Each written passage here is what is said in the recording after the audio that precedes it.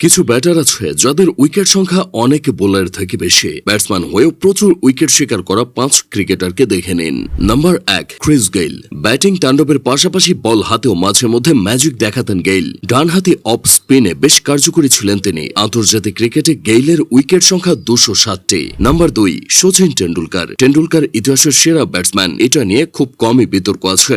100টা century হাঁকানোর পাশাপাশি বল হাতেও তার 209টি উইকেট আছে। নাম্বার 3, তিলকা দিলশান। শ্রীলঙ্কার সাবেক এই ওপেনার বল হাতে প্রায়শই প্রতিপক্ষের জন্য বিপদ রেখে আনতেন। সব সংস্করণ মিলিয়ে তার উইকেট সংখ্যা 154টি।